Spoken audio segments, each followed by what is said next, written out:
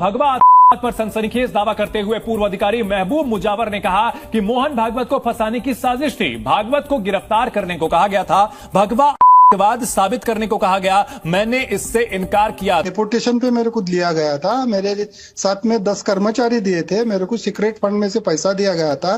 साथ ही साथ मोहन भागवत जी को लाने का भी मेरे को आदेश दिया गया था। मेरे बॉस, मेरा जो इंचार्ज थे वो परमवीर सिंह थे और मेरे को लिखित में सब जो भी है ये लिखित में मेरे पास एविडेंस था है। तो मैंने ये मोहन भागवत जी को लाने का जो काम दिया था ये झूठा था, इसलिए मैंने वो काम नहीं किया। मगर नागपुर में जाके रुका था, मैं गया नहीं, मैं उनके नजदीक तक नहीं गया। तो ये बहुत बड़ा झूठा षड्यंत्र था और इन्वेस्टिगेशन के साथ ही साथ पॉलिटिकल इशू बन गया था भगवा बोल के। तो ये भयानक था। ये भगवा हिरवा ये जो बाब है ये समाज में तेढ़ निर्माण करने की बात है।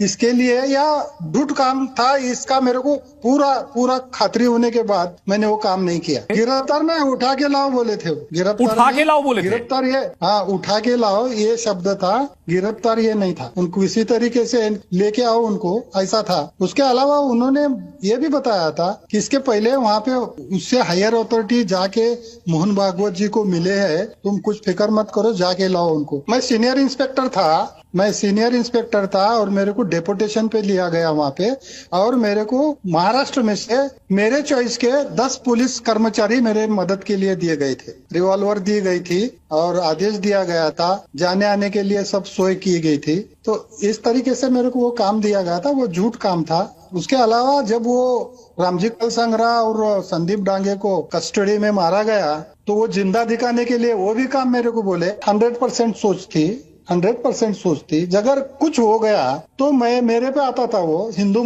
पे ही आता था, वो ऐसा था। वो तो गलत है। वो मना तो मैंने ऐसा डायरेक्ट मना नहीं किया, मगर मैं जो कर रहा था उस पर उनका वश था और उनको लगा कि इसको सब सीक्रेट मालूम है, तो इस वजह से उन्होंने मेरे पर झूठा गुना दाखिल करके मेरे को अरेस्ट किया। एक वादी को एक वादी की फिरियाद लेके मेरे को अरेस्ट किया गया, मैनिपुलेटेड गुना दाखिल करके। तो मैंने मेरे पास जो भी एविडेंस है वो मैं कोर्ट में पेश किया और मैं निर्दोष छूट गया। और निर्दोष होके भी अभी मैं 10 साल हो गया। तो वही डॉक्यूमेंट NIA के कोर्ट में ये अभी कल जो वर्डिक्ट आया उसके अंदर मैंने वो सबमिट हो गए और वो ये केस छूटने से मेरे को समाधान है, न्याय मिल गया ऐसा लग रहा है।